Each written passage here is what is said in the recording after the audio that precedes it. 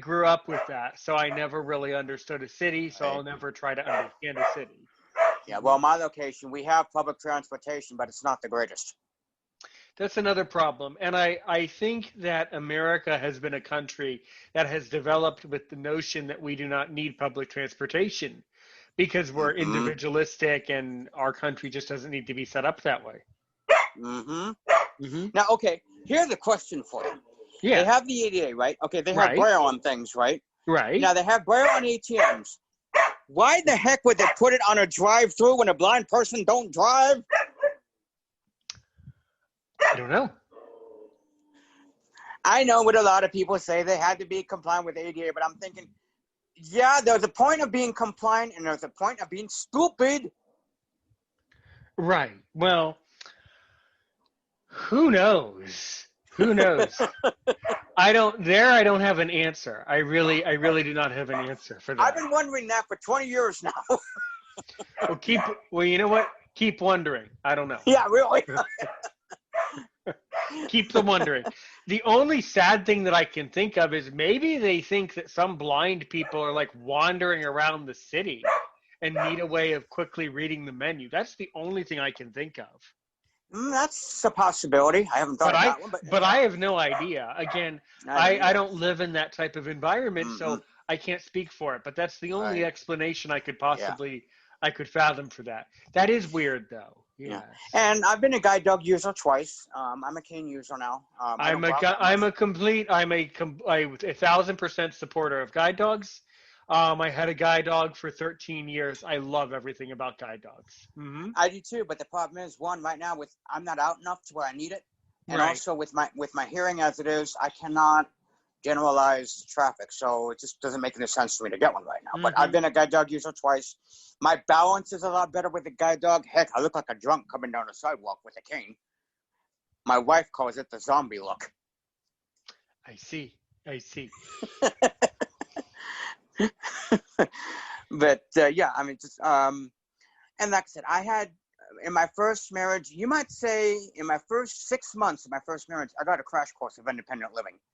I did not know how. The only thing I know how to do was make a bed, do laundry, heat up a frozen meal. That was it. Well, wait a minute. Wait a minute. What else do you need to do? Well, I know, and I didn't know how to clean house or anything. Oh, I do now, but I didn't know back then. I didn't know how to clean house. I didn't know how to really cook a home meal. Which I would say this: I was in New York in 2003 for 13 weeks for a job training program put on by the National Statler National Statler Center for Careers in Hospitality Service, put on by the Olmsted Center. I recommend that program if you want to get into the hospitality industry. And I was in New York for 13 weeks. When I came home, my first wife asked me, "What do you want?" I said, "Whatever it is, I don't want it to be frozen, and I don't want it from a restaurant."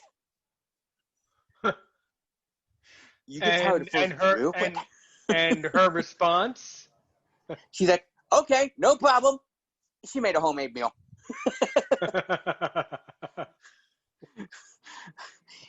And Well, good. Yes, I see. I see. That's very entertaining. That's an interesting story. I think that a lot of blind people um, secretly live with a family member or live by themselves. I think. secretly, Yeah. Well, you know what I think you know I what know, I know. I'm pulling your leg. I think, yeah, yeah.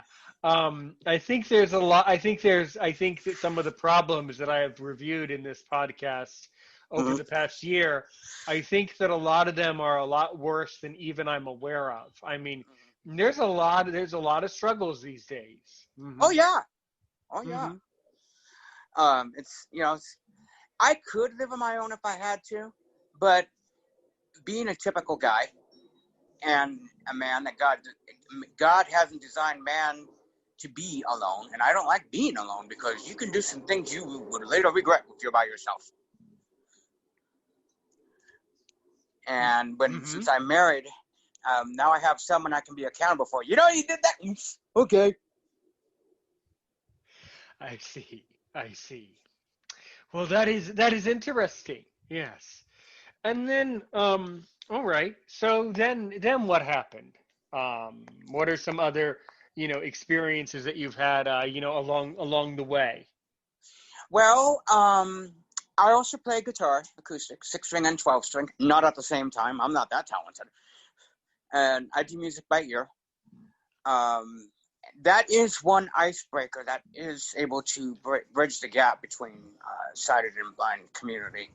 And although I don't like being compared to Stevie Wonder or Ray Charles, no thanks, or Jose Feliciano. If you don't know who those guys are, Google it, as my oldest daughter would say. But my ex-wife is blind. My mother-in-law from my first marriage is blind. We still get along very famously. And let's see, I've had my share of.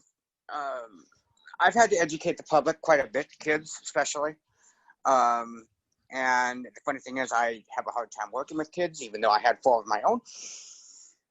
I am an avid Braille reader. I've been reading Braille for 42 years. If you're wondering who that is barking in the background, that's our miniature golden doodle, Twyla, No TWI. worries. No worries. Yep. She's welcome to bark. She can bark as much as she wants. I love Yeah, that. So good. She's about 2 years old. We got her Wonderful. originally as an emotional therapy dog for my wife, but she's actually become emotional therapy for both of us. Yeah. Sure. And I've had just about a year ago, I got diagnosed with sleep apnea, both types. So I use a CPAP at night, and that can be doable. I just have to have my wife look at the screen occasionally. And that's the other thing. Accessibility is getting better, but some of the things they have for blind people are the most ridiculous. I'll give you an example. They have, I don't know what it's called, but it's a thing that you put on your cup, and it'll tell you if the cup is full. Why do you think God gave you fingers? You can use that just as well. If it's hot water, and this is a trick I've learned on my own before these things were even invented, I feel the outside of a cup where I feel the heat. Right. Exactly. Yeah. So some of the things that are out there, it's like, you don't need this. You have other body parts that you can use. Thank you very much. Yeah, there are some weird inventions that I suspect were invented to make a profit, just like any invention is. Mm-hmm. So, yeah, I mean, my advice to society is that we need to stop inventing silly things, and we need to invent things we need. Mm-hmm. And I will agree with you. The ADA does need a facelift, and also it is now so vague that because people have taken it to their advantage. And Well, the ADA, it was signed, I believe, in 1990, right? Yes, that's right. 1990-ish, and at that time, I wasn't even born. I mean, society was totally different then. Mm-hmm. So the fact that it was signed then was a wonderful thing, and still is today. The fact that it's there is still a miracle today. But it's just, our societies were totally different. I mean, even for me, as someone who's 29 years old, the society before like 2006, basically the society before September 11th and the society after September 11th are two totally different societies. I noticed the change around 2005, 2006, where people started to talk more about text me and text this and text, and then from there, the society picked up around that year. I noticed the change, but I had back in 1987. I was a teenager. I had one of the first Braille displays ever invented. It was invented just strictly for Apple computers. And it was a huge sucker. It was about the size, a little bit bigger than an 8.5 by 11 piece of paper. They don't make them anymore, obviously, because they've come a long, long, long way since then. And it shows how far, even my dad, when I bought my little Braille display, I have a Focus 14 5th generation that I can put in my pocket. I showed my dad that thing. He's like, that thing shrunk. But on another point, jobs, a lot of people, employers, are afraid to hire blind people because A, the cost, B, they don't know how to train a blind person, and C, they don't know how to act around a blind person. And I worked for an organization called Envision, which is, I worked with them for about 6 years in the Mountain Home store up here. And I was a cashier stalker, which is a job I will never do again. But the organization was okay, but the problem is they gave the blind people what I call menial labor, bag picking, running a bag machine, stuffing envelopes. I'm like, this isn't me. And then the media portrayal was, again, a blind person can walk and chew gum at the same time. I always cringed when they showed me the media articles. I just looked the other way. And that's the other thing, the media. I have been interviewed many times by the media. Right now, I'm very leery of it because they don't focus on the person. They only focus on the disability. The last thing I was interviewed for was back 20 years ago, in 1999. I was interviewed for a school newspaper. I was going to college at the time. And the interviewer said, okay, we're going to focus on the person. I said, okay, that's fine. I'll consent to the interview. They interviewed me. I got the article. I about gagged. I'm like, this is not me. I'm just a normal guy who can't hear and see. I tossed that article so fast. Ugh, it just makes me mad about that. Someone said that yesterday. I was interviewing, I guess you can say that I'm an interviewer, and I was interviewing someone on the show just yesterday, or I don't know, the days all blurred together. It could have been yesterday or the day before. And it was he's a blind person like you who's worked a lot in the media. And he was saying that even when you work in the media as someone with a disability, the media agency that you work for only focuses on your disability, doesn't focus on you. So that's a global problem. So right. The disability porning really needs to stop, and it really should probably be illegal. But I agree. And it's like I've worked in customer service for 20 years, various branches. And I worked in the hospitality industry, which is my favorite industry out of all the branches that I've worked for. I worked at a hotel as a switchboard operator. I wish they're bringing that breed slowly back. Not fast enough, in my opinion, but I loved that job. I was a switchboard operator. I'm also trained to do reservations at a hotel. And I wouldn't mind doing that. The only downside is a couple of things. One, I can't see the stupid ID. And two, couldn't use the credit card machine. And three, handwriting. There ain't no program developed enough for a blind person to read handwriting.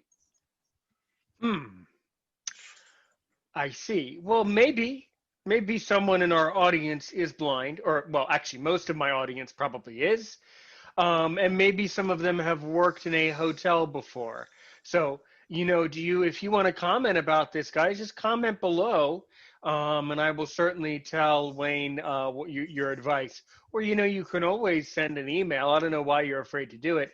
aaronsopinion6@gmail.com. AARONSOPINION 6@gmail.com. I would love to hear your emails about that topic. Yeah. Well, I'm sure that there's a way, and I'm sure that there are other blind people. I'm sure there is. I'm sure there is. And there are other blind people who work in hotels, but yes. Up in the front desk. I was the first one that worked at the front desk in my hotel. All the other blind people were given jobs in housekeeping. I spent one day at housekeeping during an internship in New York, and I told my job coach, I will not do housekeeping again. I was bored within 5 minutes. Folding sheets.